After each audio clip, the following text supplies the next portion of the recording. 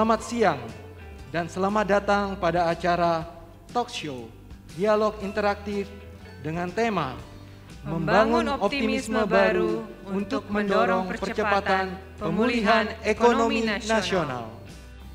Pemerintah memproyeksikan pertumbuhan ekonomi nasional mencapai 3,7 sampai 4,5%. Beberapa lembaga negara dunia seperti World Bank, IMF, dan EDB juga turut memproyeksi pertumbuhan ekonomi nasional pada akhir 2021 dapat mencapai masing-masing 3,7%, 3,2%, dan 3,5%. Untuk industri perbankan, kita mencatat bahwa tren pertumbuhan aset, kredit, dan DPK tetap terjaga baik dan stabil.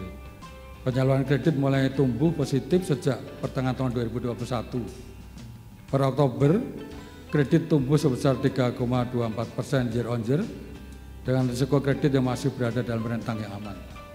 Untuk mengantisipasi pemburukan akibat menurunnya kinerja debitur, OJK juga telah menerbitkan kebijakan stimulus bahkan sebelum kasus COVID itu ditemukan di Indonesia. Kebijakan antisipatif tersebut selanjutnya dituangkan dalam POJK. Kita mengetahui POJK 11 bahkan telah perpanjang dengan POJK selanjutnya. Ya, tentunya untuk memberikan ruang kepada industri maupun perbankan kita agar tetap bisa tahan menghadapi berbagai goncangan dan pandemi yang kita belum tahu kapan ini akan berakhir. Fungsi intermediasi perbankan memang sudah mulai mengalami pemulihan dan perlu ditingkatkan meskipun masih terbatas. Saya termasuk yang pada waktu itu diskusi, termasuk Pak OJK dan Gubernur BI, ya memang kita oke lah, karena kita meredam untuk melakukan keseimbangan ya sedemikian rupa sehingga makroprudensial dan mikroprudensial instrumen waktu itu yang dimainkan itu yang justru hanya membuat likuiditas itu berhenti di perbankan.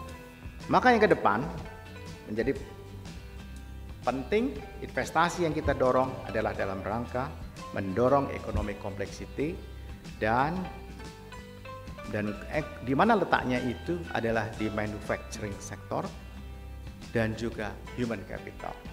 Investasi yang diperlukan kira-kira hampir 6.000 triliun pada tahun 2022 dan dalam hitungan kami itu diperlukan kontribusi partisipasi dari kredit perbankan sekitar 350 hingga 370 triliun.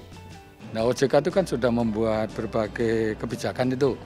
Banyak banget kan dari roadmap, perbankan umum, bank syariah, BPR sebentar lagi, dan kemudian juga kita mengeluarkan blueprint transformasi digital.